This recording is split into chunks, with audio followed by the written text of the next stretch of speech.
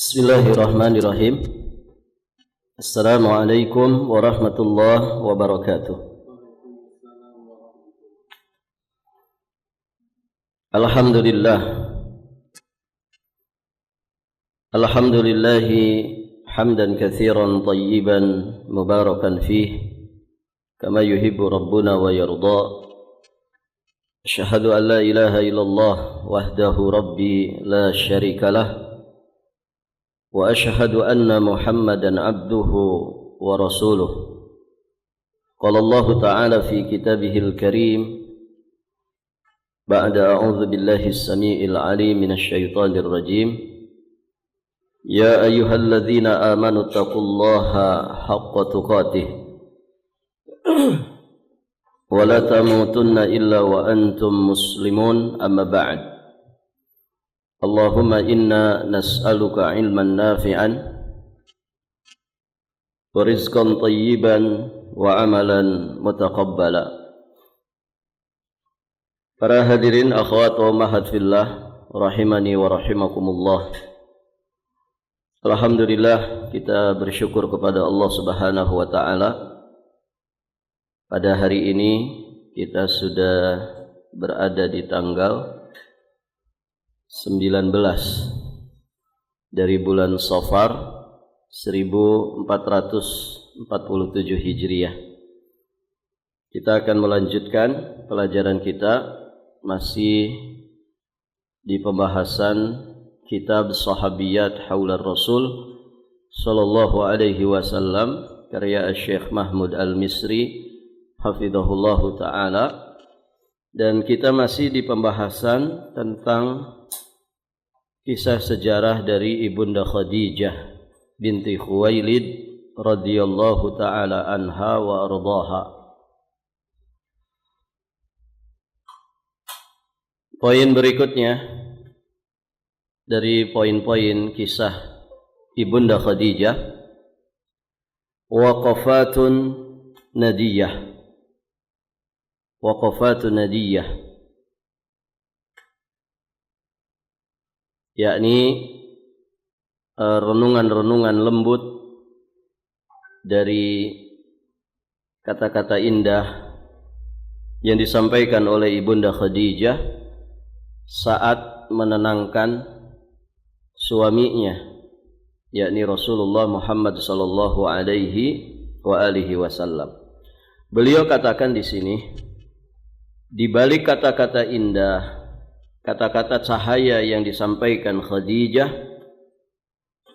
yakni kata-kata kebenaran, keteguhan, keyakinan yang mensucikan sikapnya, ada sejumlah hal yang bisa kita renungkan. Seakan-akan Khadijah ingin berkata, ya Abul Qasim, wahai Abul Qasim. Abu Qasim ini kunyahnya Nabi sallallahu alaihi wa alihi wasallam. Wahai makhluk yang paling sempurna, kelemahan untuk memikul beban berat risalah abadi yang dengannya Allah memuliakanmu, seperti yang engkau khawatirkan terhadap dirimu yang suci dan luhur, itu tidak akan pernah terjadi. Jadi seakan-akan Ibunda Khadijah mengungkapkan ungkapan ini, bahwa tidak mungkin ya sosok dirimu yang begitu istimewa itu kemudian akan lemah di dalam memikul beban risalah. Itu tidak mungkin terjadi. Abul Qasim, engkau tidak akan lemah untuk menyampaikan perintah ilahi, karena Allah jua yang memilih dan mengkhususkan dirimu untuk itu. Allah Maha mengetahui di mana Dia meletakkan tugas kerasulannya. Allahu ya'lamu haitsu yaj'alu risalatah. Ya Allah tentunya Maha tahu di mana Allah akan meletakkan ya beban risalah itu, kepada siapa dan bagaimana Allah Subhanahu wa taala akan meletakkan beban risalah itu. Engkau wahai Abul Qasim diciptakan Allah di atas fitrah terbaik yang tidak Allah berikan kepada seorang pun di antara seluruh manusia. Untuk itu Allah tak akan pernah menghinakanmu, tidak akan membuat hatimu yang besar dan lurus itu sedih karena kekhawatiran terhadap keselamatan dirimu. Itu karena engkau memiliki sifat-sifat sempurna, akhlak-akhlak yang disuka, akhlak-akhlak baik yang disuka, perangai-perangai utama dan menyenangkan, budi pekerti luhur dan paling mulia, kemuliaan paling luhur dan terhormat, yang semua itu tentunya menjamin keberuntungan bagimu. Semua hal itu akan memberikan keberuntungan, kebaikan, kesuksesan padamu. Engkau akan meraih keinginanmu, menunaikan risalahmu, dan namamu akan abadi selama-lamanya. Alam nashrah laka sadrak wa wada'na anka wizrak alladhi anqadha dhahrak wa rafa'na laka dzikrak. Ini pernyataan Allah yang tegas. Alam nashrah laka sadrak, bukankah kami telah melapangkan bagimu dadamu? Tidak ada manusia yang paling lapang dada kecuali Nabi.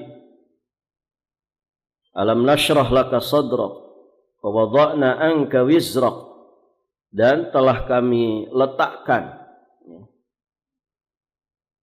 beban yang ada pada dirimu, alladzi anqadha dhahrak, yang membebani punggungmu, wa rafa'na laka dzikrak, dan bukankah kami juga telah mengangkat penyebutan namamu.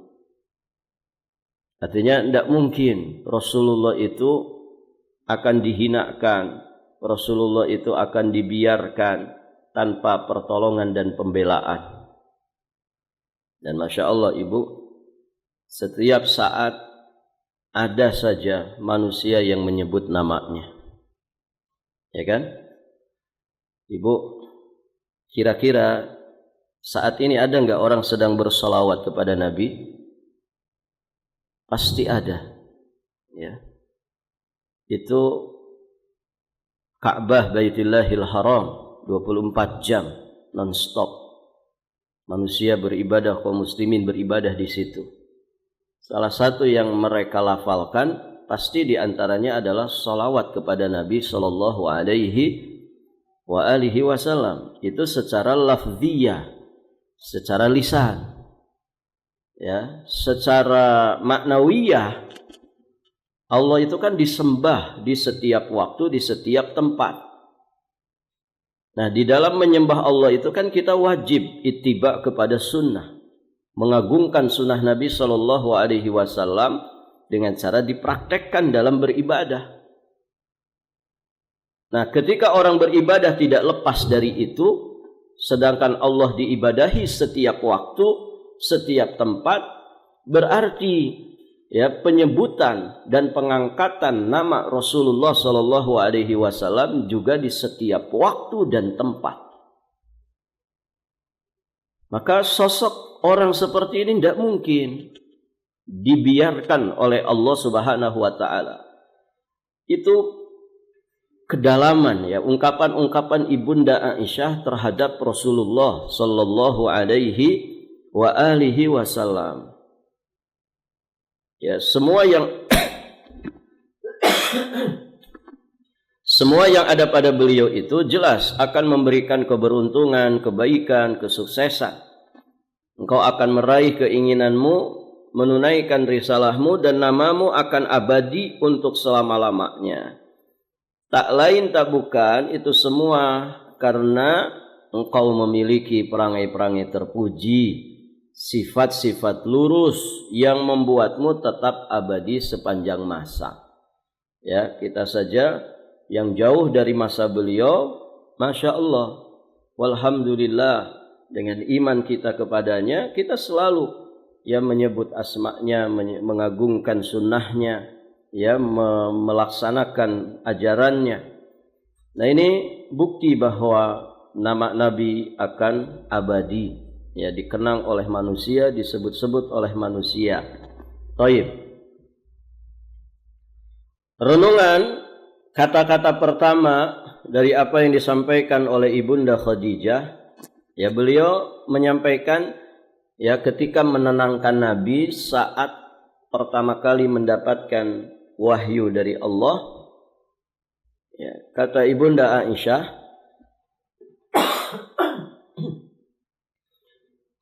innaka latasilur rahim.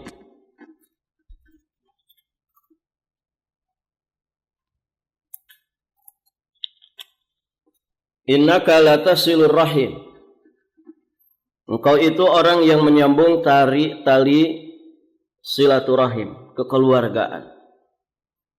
Engkau, wahai Abul Qasim, engkau senang menyambung tali kekeluargaan, mendekatkan yang jauh, melenyapkan kedengkian, menanamkan cinta dan kasih sayang.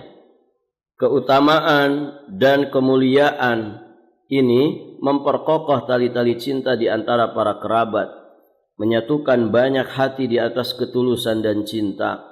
Menyambung tali kekerabatan adalah salah satu di antara asas akhlak-akhlak mulia yang merupakan watak aslimu. Baik, ibu yang dirahmati Allah. Aslinya silaturahim itu apa, Bu? Silah itu apa artinya? Silah itu menyambung. Rahim itu rahim. Berarti menyambung tali kekerabatan, kekeluargaan. Semakin dekat orang itu hubungan rahimnya dengan kita, maka mereka semakin mesti diutamakan, ya, di dalam silaturahim. Nah, aslinya silaturahim itu, kata para ulama, adalah menyambung apa yang diputus.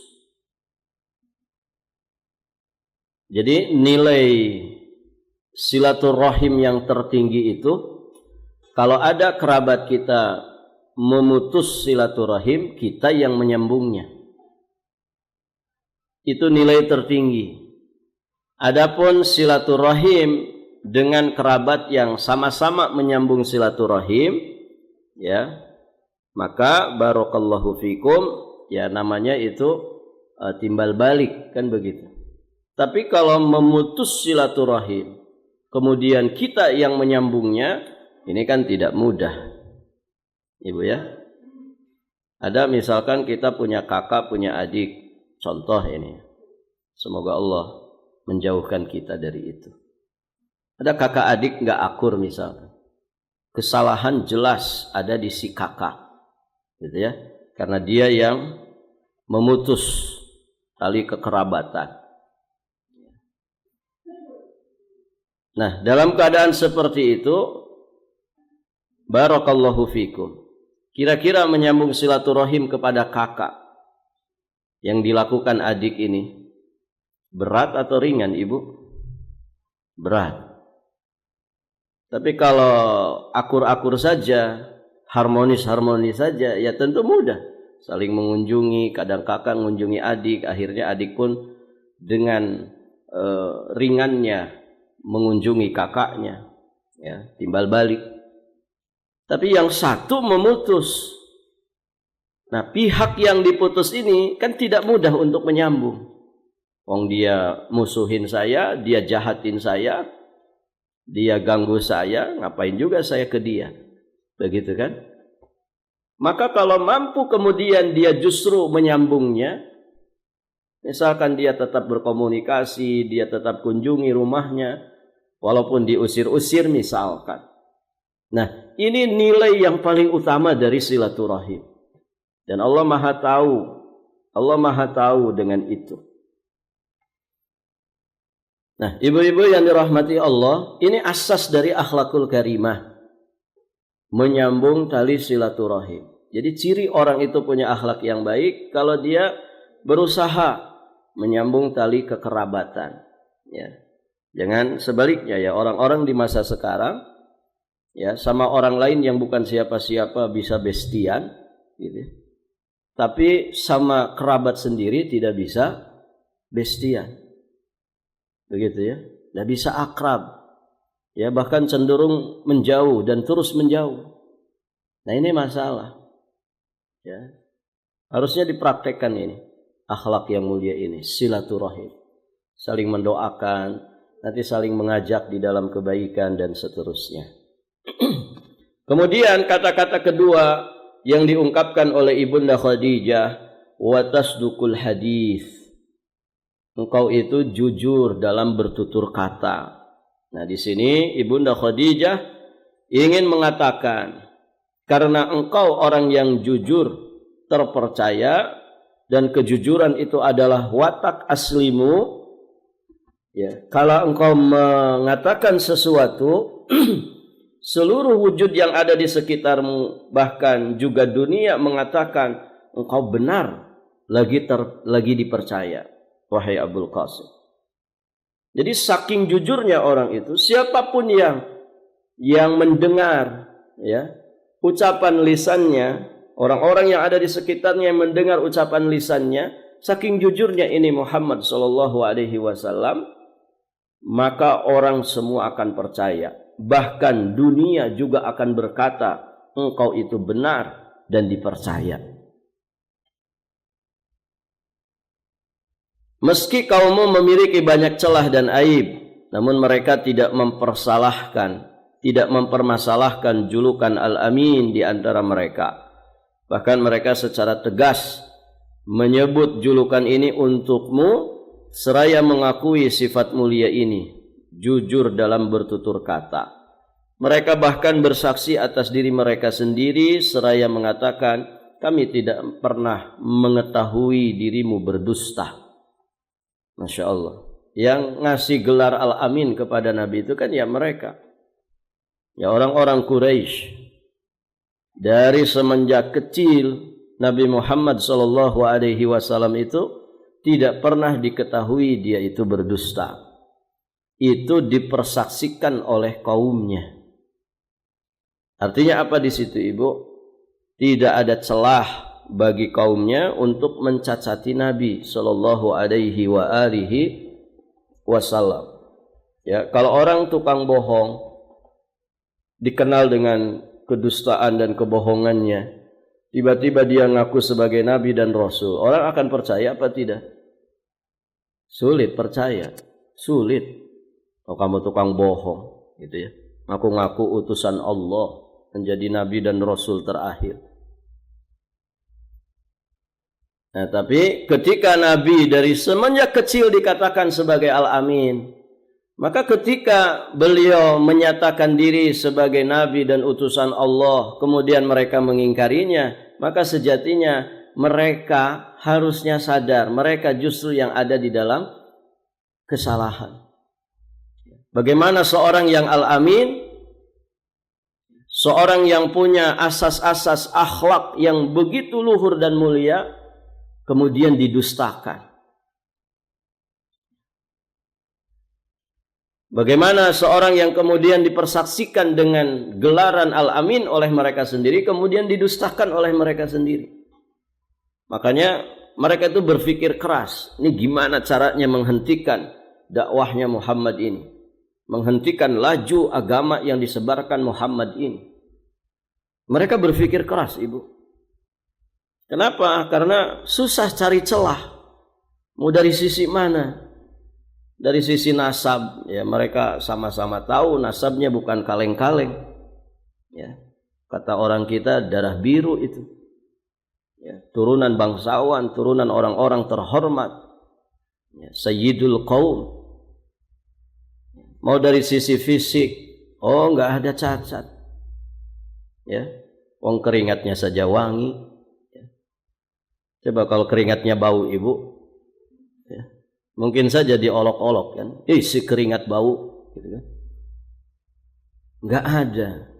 Mau dari sisi wajah, tidak ada wajah yang paling mulia, paling tampan saat itu kecuali Nabi Muhammad sallallahu alaihi wasallam. Mau dicelak lewat istrinya, oh nggak bisa. Ya, wong istrinya wanita terhormat, tahirah. Wanita yang begitu suci.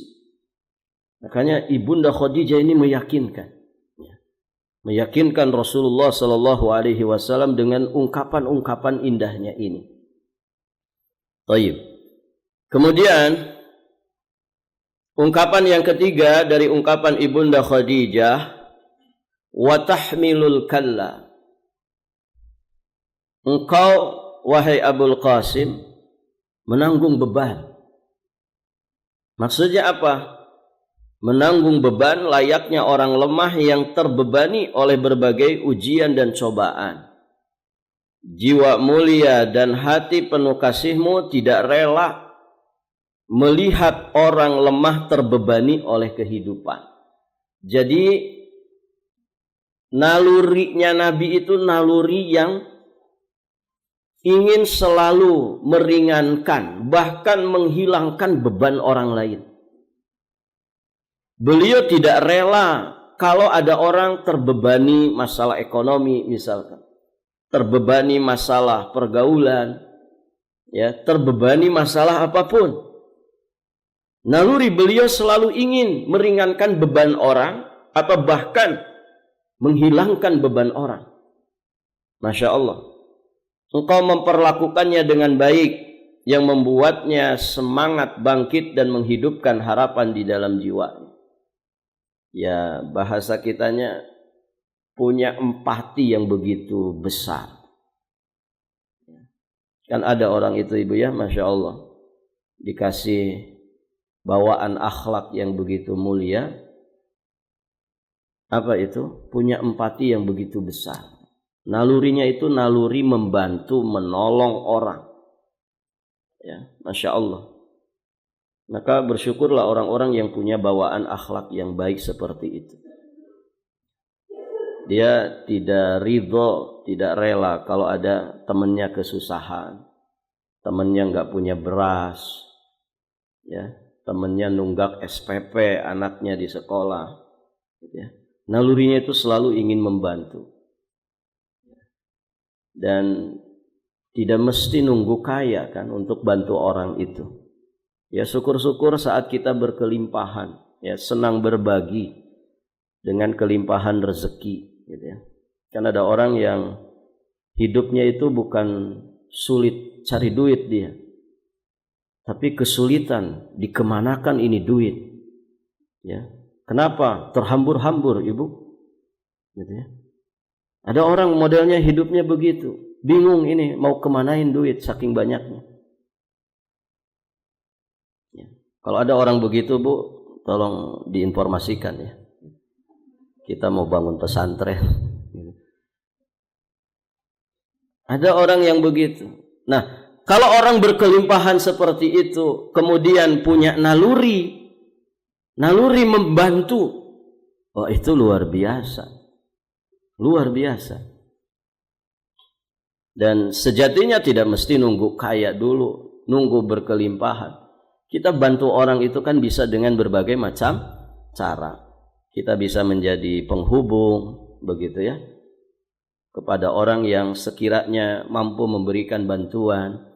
Kita juga bisa memberikan bantuan dengan nasihat yang bijak, ya, sehingga orang itu termotivasi untuk bangkit dari keterpurukan. Apapun itu, tidak mesti urusan duit, kan begitu.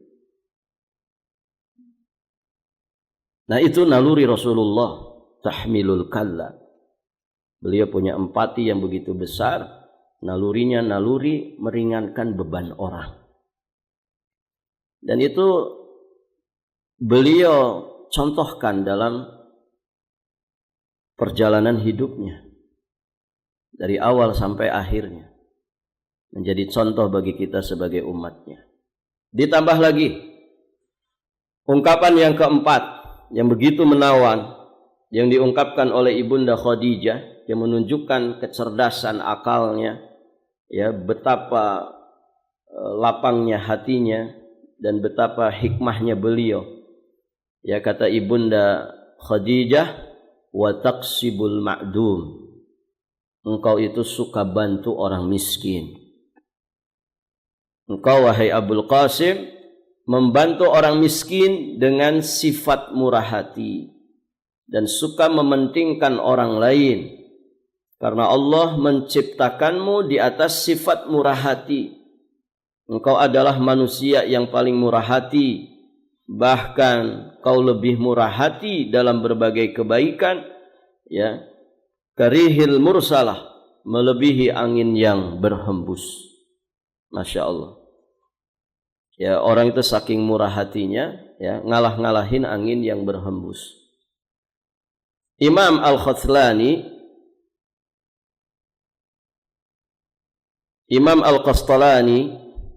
rahimahullahu ta'ala menuturkan dalam kitabnya Al-Mawahib Al-Laduniyah bil Minnah Al-Muhammadiyah.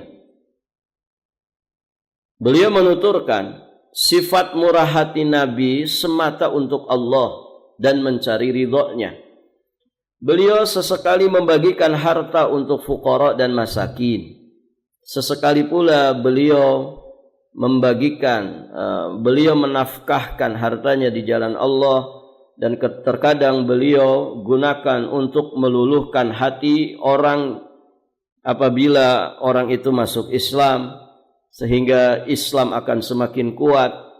Beliau mendahulukan orang lain daripada dirinya sendiri dan juga anak-anak beliau. Beliau berbagi sesuatu yang bahkan tidak mampu dilakukan oleh para raja seperti Raja Kisra dan Kaisar, ya, Raja Romawi dan Persia.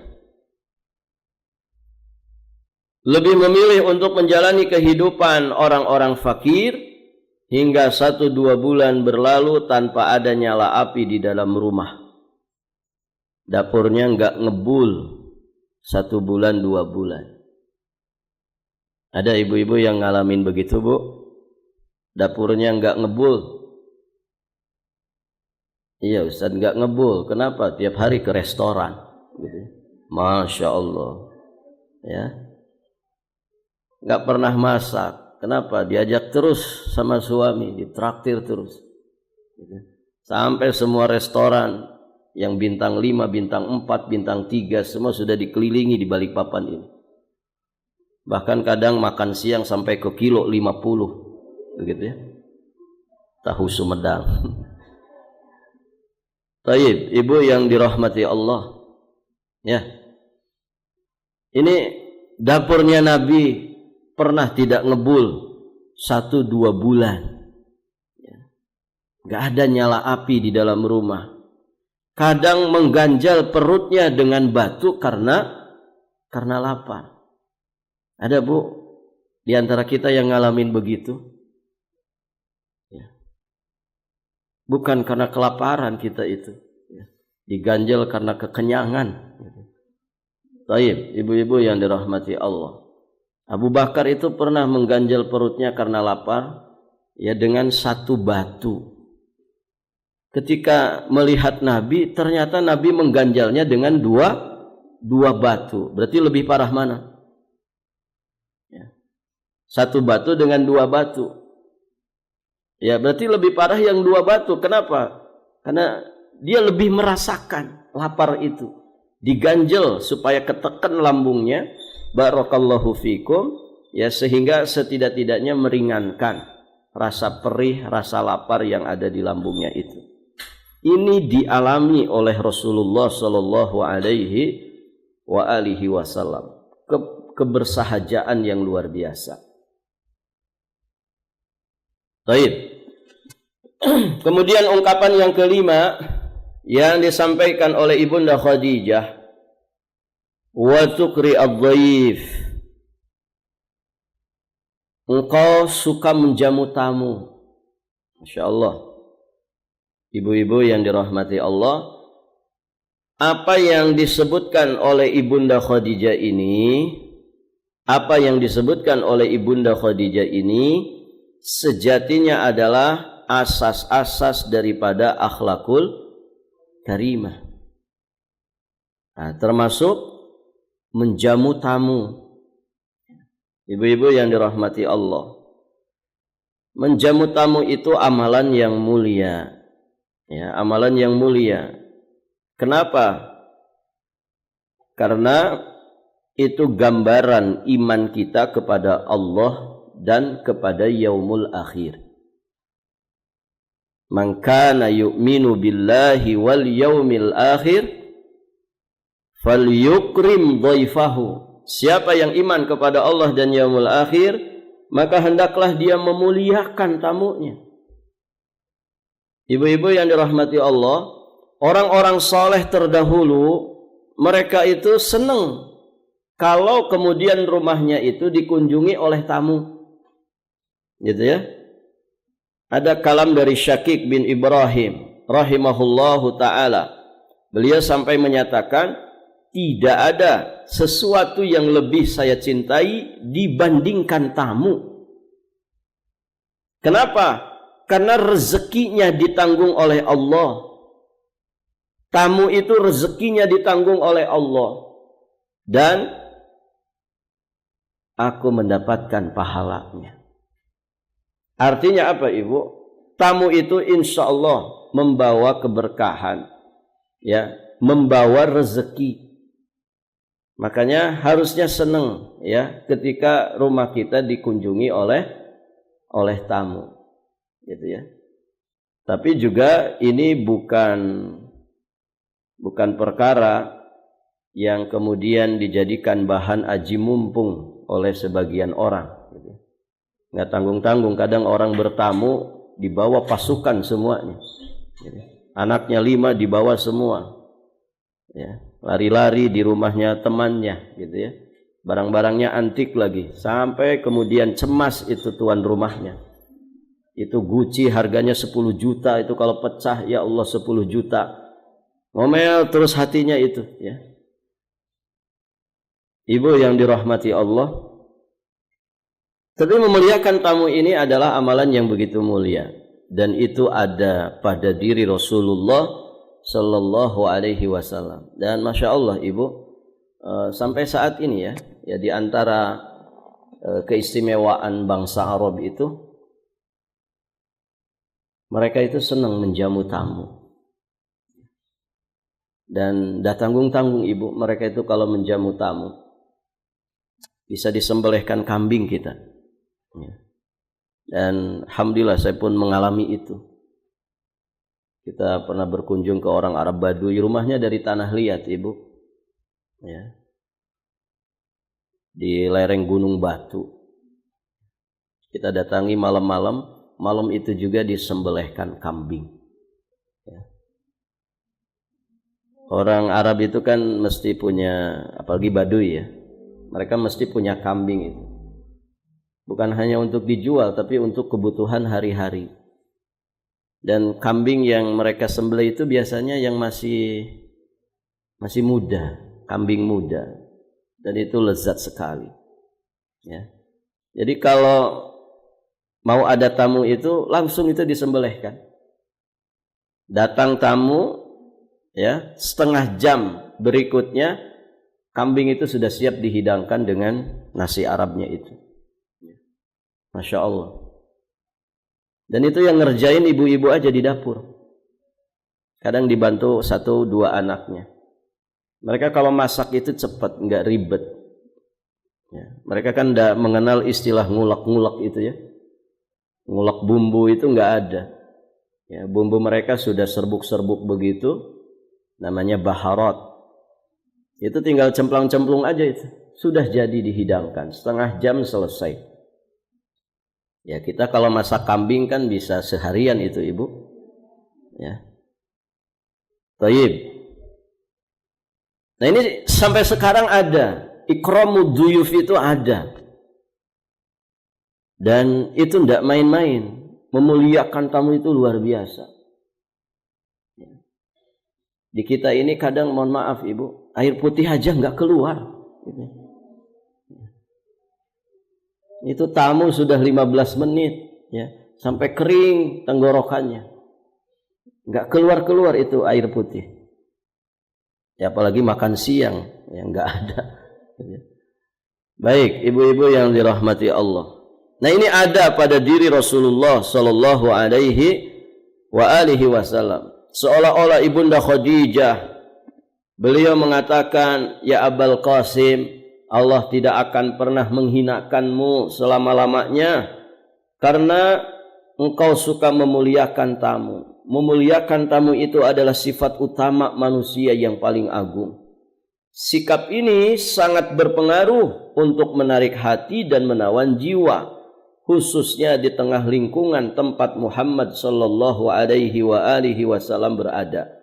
Lingkungan yang minim sumber-sumber penghidupan dan segala sarana prasarana penunjang karena adanya padang pasir, pegunungan dan juga tanah-tanah tandus, tanah-tanah kosong. Nah itu Ibu ya. Jadi bagaimana kalau tamu itu bertamu ke rumah kita itu senang gitu. Masya Allah saya senang kalau bertamu ke rumah si fulan. Gitu ya. Kenapa? Karena ramahnya, manis budinya, begitu ya. Mungkin juga pelayanannya, Masya Allah. Dan saking istimewanya amalan ini Ibu, para ulama ketika menulis kitab-kitab tentang adab, itu mereka menjelaskan adab bertamu, adab jadi tuan rumah, itu begitu lengkap dan terperinci. Ya. Semuanya dibahas, ya, termasuk di dalam menghidangkan makanan ke tamu. Ya. Ada sebagian tuan rumah itu Ibu, dia menghidangkan, tapi tidak pernah dipersilahkan. Ya. Seperti tidak mau dimakan begitu, tidak usah dimakan sudah, pokoknya dihidangkan aja. Gitu. Akhirnya si tamu sungkan. Aduh, sebetulnya mau itu, kayaknya es buahnya seger gitu ya. Tapi nggak pernah ada kalimat, silahkan. Akhirnya si tamu itu sungkan gitu. Sebetulnya dia tertarik itu makanan yang disajikan, wade-wadean, ya. Tapi nggak ada kalimat mempersilahkan. Nah ini juga keliru. Tuan rumah nggak boleh begitu. Cuman ngidangin aja. Ada juga yang mempersilahkan, tapi tuan rumahnya duduk di situ memantau, gitu. Apa aja nih yang diambil, gitu. Dilihatin terus, akhirnya ya tamunya sungkan kan? Ya dihidangkan sih, dipersilahkan, tapi kok dipantau terus itu loh, matanya lurak-lirik, gitu. Akhirnya si tamu juga sungkan. Nah itu juga nggak boleh begitu. Ya. Persilahkan, anggap rumah sendiri, begitu ya. Maksudnya apa? Ayo silahkan. Apa yang dihidangkan halal. Ya.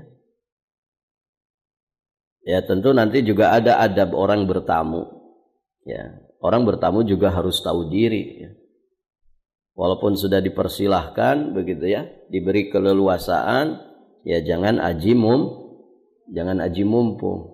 Ya. Hayo disakuin semua begitu ya, kacangnya disakuin, sukroknya disakuin, ya. Barakallahu fikum. Nah ini adab yang begitu istimewa. Wa tuqri ad-dhaif. Baik, ibu-ibu yang dirahmati Allah. Kemudian yang keenam yang disampaikan oleh Ibunda Khadijah, wa tu'inu ala nawaibil haq. Engkau suka membantu orang yang kesusahan. Ummul Mukminin Khadijah seakan beliau ingin mengatakan, wahai Abul Qasim, salah satu sifatmu yang paling khas adalah membantu orang yang kesusahan. Karena itulah fitrah. Yang di atas fitrah itu Allah menciptakanmu.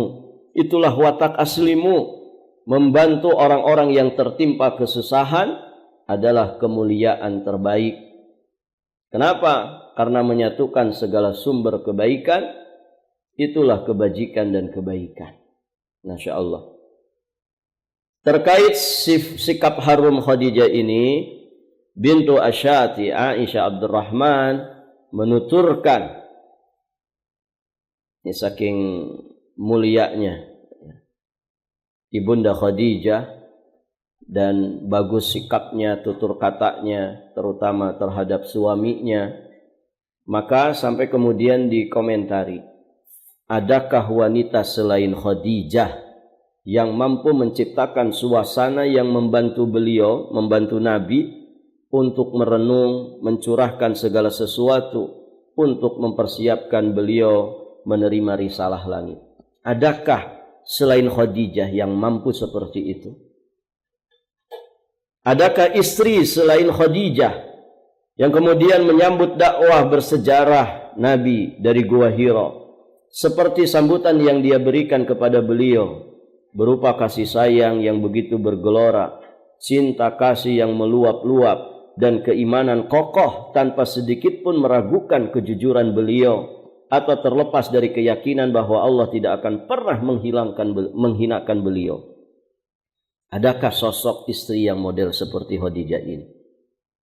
Mampukah seorang ibu selain Khadijah yang kaya, mewah, dan bergelimang kenikmatan, ternyata dengan rela hati melepaskan diri dari segala kenyamanan, kelapangan, kenikmatan yang sudah terbiasa dia jalani, semua dikorbankan untuk berdiri di samping Nabi di saat-saat menghadapi ujian paling sulit, membantu beliau memikul berbagai bentuk gangguan dan tekanan demi kebenaran yang dia imani? Adakah sosok ibunda yang seperti itu? Masya Allah. Kekayaan, keberlimpahan yang dimilikinya digunakan sebesar-besarnya untuk kemanfaatan dan kemaslahatan dakwah suaminya. Ini luar biasa. Ibu-ibu yang dirahmati Allah. Jawabannya jelas, sama sekali tidak ada sosok yang seperti ibunda Khadijah. Artinya Khadijah itu cuma satu.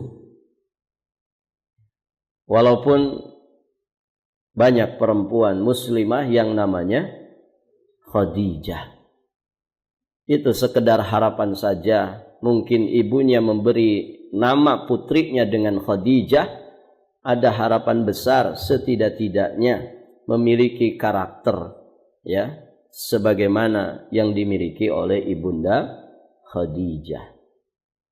Tapi seperti persis ibunda Khadijah ya tidak ada duanya. Tidak ada lagi Khadijah kedua. Begitu ya.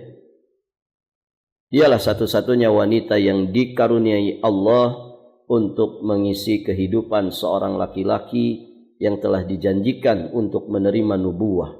Dialah manusia pertama yang masuk Islam, dijadikan Allah Subhanahu wa ta'ala sebagai tempat bernaung, ketenangan, dan juga penolong Rasulnya. Barakallahu fikum. Baik, ibu-ibu yang dirahmati Allah, mungkin sampai di sini saja pelajaran kita.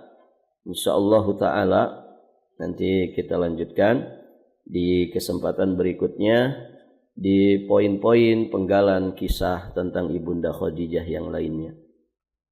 Allahu a'lam bis-shawab. Baik ibu, cukup ya sampai di sini. Kita akhiri dan kita tutup dengan doa kafaratul majlis. Subhanakallahumma bihamdik, asyhadu an la ilaha illa anta astaghfiruka wa atubu ilaik. Assalamualaikum warahmatullahi wabarakatuh.